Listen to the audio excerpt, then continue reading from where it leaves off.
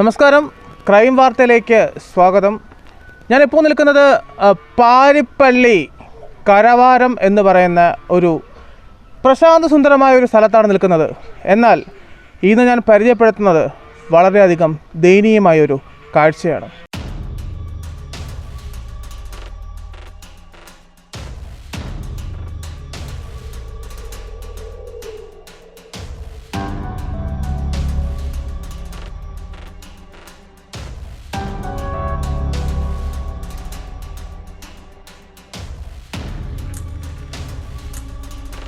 ഇത് കാണുന്ന ഓരോ പ്രേക്ഷകരും നിങ്ങളുടെ നേരിയ കണ്ണ് ശ്രദ്ധാലുവായി മാഹിൻ്റെ മേൽ തിരിക്കണം. ഒരു കൈത്താങ് സഹായം. കേരളത്തിൽ പലതരത്തിലുമുള്ള ആക്രമണങ്ങൾ, ഗുണ്ട ആക്രമണങ്ങൾ, പീഡനം ഇതെല്ലാം അരങ്ങേറുന്ന സമയത്താണ് ഇവിടെ ഒരിറ്റ് ജീവന് വേണ്ടി പെടയുന്ന മാഹിൻ. ഞാൻ മാഹിൻ്റെ വീട്ടിൽ വന്നപ്പോൾ വിലാപത്തോടെ പൊട്ടിക്കരയുന്ന ഒരമ്മയും തൻ്റെ സഹോദരിയെയും ഞാനിവിടെ കണ്ടു. നമുക്ക് എന്താണ് അവർക്ക് പറയാനുള്ളതെന്ന് ചോദിച്ച് മനസ്സിലാക്കാം. നമസ്കാരം. നമസ്കാരം. എൻ്റെ സഹോദരൻ 24 വർഷമായിട്ട് കിടന്ന കിടപ്പിൽ മലമൂത്ര വിസർജനം പോയിക്കൊണ്ടിരിക്കുകയാണ്. ഇപ്പോൾ അവൻ വലുതായി വന്ന് അവന് ബാത്റൂമിൽ പോവുകയോ കുളിക്കുകയോ എന്തെങ്കിലും ചെയ്യണോ, അല്ലെങ്കിൽ യൂറിൻ ഒന്ന് നനഞ്ഞ് പോവുകയോ ചെയ്താൽ എൻ്റെ സഹായം വേണം. ഇല്ലെന്നുണ്ടെങ്കിൽ എൻ്റെ ഉമ്മയുടെ സഹായം വേണം. ഉമ്മാക്ക് ഒരുപാട് കാര്യങ്ങൾ വിഷമം വരുന്നൊന്നും കണ്ടുകൊണ്ട് നിൽക്കാൻ പറ്റത്തില്ല. അതുകൊണ്ട് ഞാനാണ് അവനെ കുളിപ്പിക്കുന്നതായാലും വൃത്തിയാക്കി മരുന്ന് വെച്ച് കൊടുക്കുന്നതായാലും ഒക്കെ. എന്നെ കാണിക്കുന്ന ബുദ്ധിമുട്ട് കൊണ്ട് ഒരുവിധമുള്ള കാര്യങ്ങളൊന്നും അവൻ എന്നോട് പറയത്തില്ല. പിന്നെ ഗതി കിടമ്പോൾ ഞാൻ വഴക്ക് പറഞ്ഞാണ് അത് നോക്കുന്നത്. അപ്പോൾ പറയുന്നത് വെച്ചാൽ എൻ്റെ പെങ്ങളെ കഷ്ടപ്പെടുന്നതിനെക്കാട്ടി മരിക്കുന്നതല്ലേ നല്ലതെന്നാണ് അവൻ ചോദിക്കുന്നത്. സ്വന്തം സഹോദരിയാണ് അദ്ദേഹത്തിന് കൈത്താങ്ങ്. ഇതിൽ നിന്ന് നമ്മൾ മനസ്സിലാക്കേണ്ട ഒരു കാര്യമുണ്ട്, പെറ്റ തള്ളയുടെ വില എന്താണെന്ന്. ആ സഹോദരിക്കും വ്യക്തമായിട്ടറിയാം അവൻ്റെ വികാരങ്ങൾ, അവൻ്റെ വിചാരങ്ങൾ.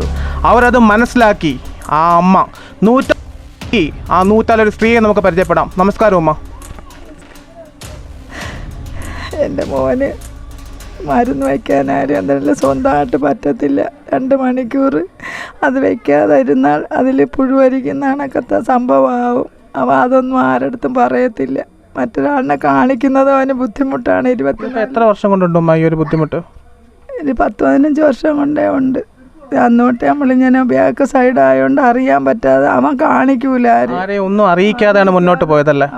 അവർ ചെറുപ്പക്കാരനായതുകൊണ്ട് അവൻ ഒരുത്തരം ഇപ്പോഴും അവനത് പറയുന്ന ബുദ്ധിമുട്ടാണ്.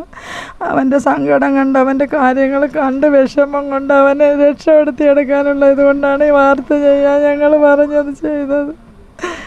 മാഹിൻ സ്വന്തം വിധിയെ മാത്രം പഴിച്ചു കിടക്കുന്ന ഒരു വ്യക്തിയാണ്.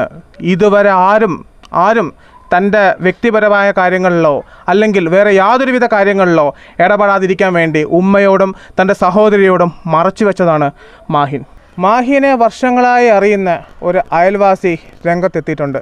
നമുക്ക് ആ വ്യക്തിനെ പരിചയപ്പെടാം. നമസ്കാരം. ഷൈല. എൻ്റെ പേര് ഷൈല. 15 വർഷം കൊണ്ട് എനിക്ക് മാഹിനെ അറിയാം. അപ്പം അന്നേ മാഹിൻ ഇതേപോലെ ഓരോ ശരീരത്തിൻ്റെ കാലിൻ്റെയൊക്കെ ഓരോ വിരലുകൾ മുറിച്ച്, അന്നൊക്കെ ഞാൻ കാണുമ്പോഴത്തേവന് 10 വിരലും ഉണ്ടായിരുന്നു കാലിൽ.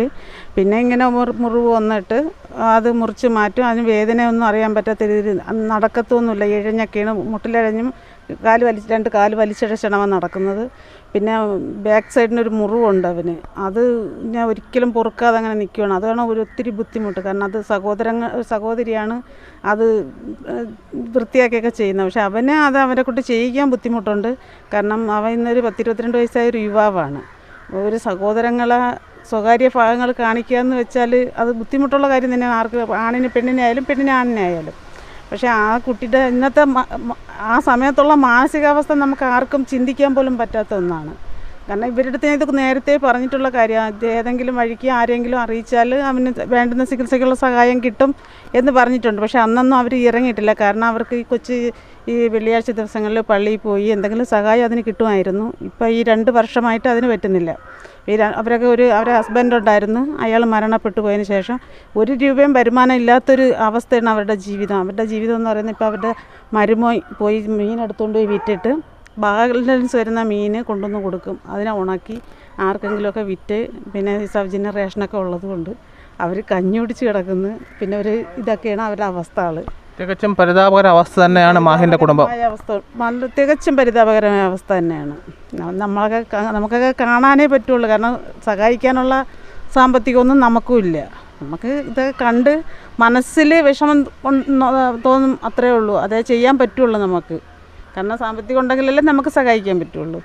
ഇതിൽ നിന്നും ഒന്ന് വ്യക്തമാണ്, അയൽപ്പക്കം വളരെയധികം സ്ട്രോങ് ആണ്. നിരവധി തവണ ഇങ്ങനൊരു അസുഖം ബാധിച്ചിട്ടുണ്ടെന്നും ഉടനെ തന്നെ ട്രീറ്റ്മെൻറ്റ് എടുക്കണമെന്നും സമീപവാസികൾ അറിയിച്ചിട്ടുണ്ട്.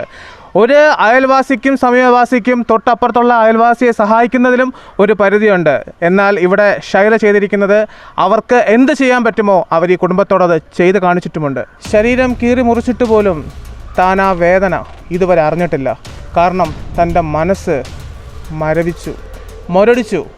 ഓരോ കുട്ടികൾ സ്കൂളിൽ പോകുമ്പോഴും പുറത്ത് പോകുമ്പോഴും തൻ്റെ മനസ്സ് വികൃതമാണ്. കാരണം എനിക്കും ഒന്ന് ഷൂസ് ഇട്ടാലോ, അല്ലെങ്കിൽ എല്ലാ വെള്ളിയാഴ്ചകളിലും എനിക്കും ചുമക്കി പോകണം. ആ മനുഷ്യൻ അനുഭവിക്കുന്ന വേദനകളും യാതനകളും ഇന്ന് ക്രൈം വാർത്ത തുറന്നു കാണിക്കുന്നു.